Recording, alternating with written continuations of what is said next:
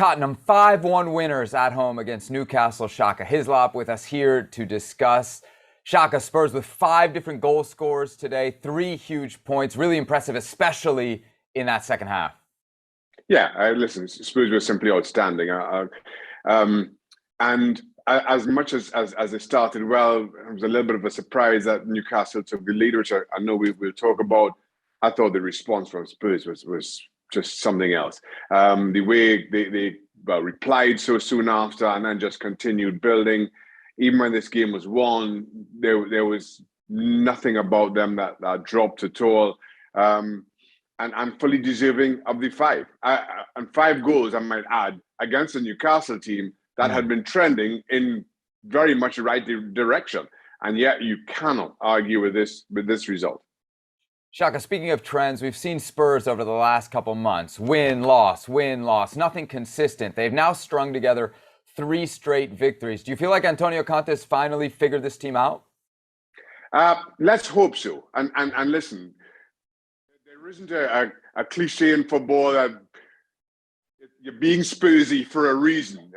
That comes after many a season where you've seen Spurs kind of let their own expectations down, and so we'll see where this goes. But the challenge around this Conte Spurs relationship was always, would Conte get this Spurs team to kind of build to feel like an Antonio Conte team, to have that resilience, to have a little bit of snarl about them.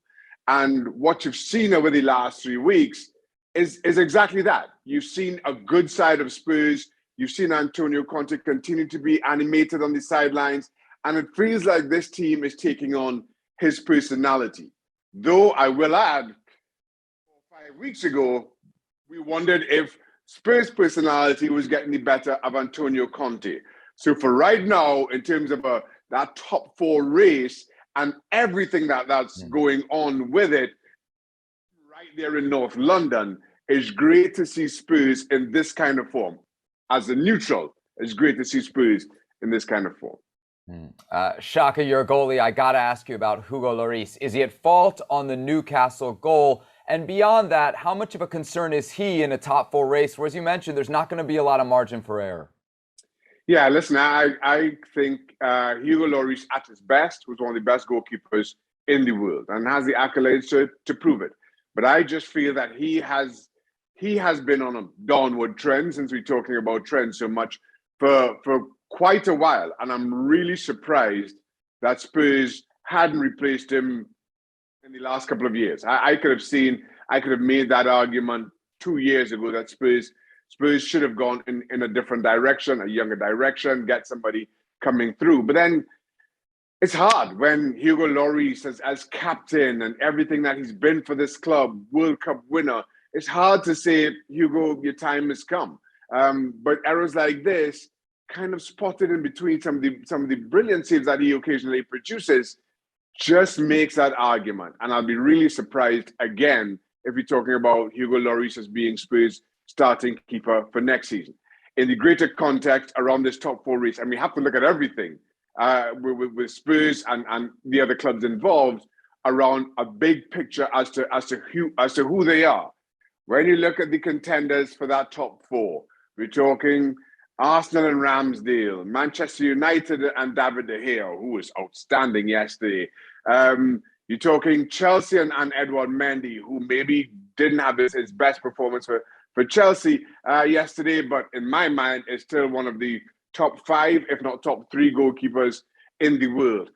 And Hugo Lloris. So while we're tussling with personalities within the dressing room, while we're tussling and trying to figure out who has the edge in terms of managers, I think Manchester United, of those managers, those 4 managers involved, probably have the lesser of the 4.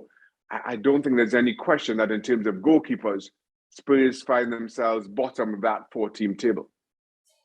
Shaka, what about Newcastle? They're right now 9 points from the drop zone, so some measure of safety there, yet they shipped 5 today. It's a group that had not been conceding a lot of goals. You feel like this was a one-off, or are there bigger concerns moving forward for Eddie Howe and company? Listen, let me answer that two ways. It's a one-off for where we are right now. Though, let me say, I won't be that surprised if you see similar results between now and the end of the season. Let me phrase that. Let me also frame it in this way. Spurs spent 75, 90% of the season so far, either in the bottom three or right just outside of it. And now all of a sudden you have a buffer zone. Games are running out.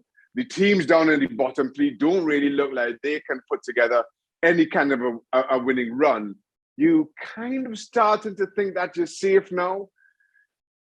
Let your guard down. And listen, I know numerically, mathematically, it can still happen, but I kind of sympathize with Newcastle if on occasion they let their own recent standards drop. So I put it down as a one-off, but again, as games continue to tick on, especially if nobody in that bottom four puts together anything of a winning run and drags Newcastle back into that relegation zone, that real relegation dogfight, I don't expect, or let me say, it wouldn't really surprise me if one or two times between now and the end of the season, Newcastle again produces these kinds of performances. Maybe they might be ship five, but the performance won't be much better. There you have it. Shaka Hislop on Spurs' 5-1 victory over Newcastle. Thanks so much for watching ESPN on YouTube. And for more sports highlights and analysis, be sure to download the ESPN app. And for premium content and live streaming, subscribe to ESPN Plus.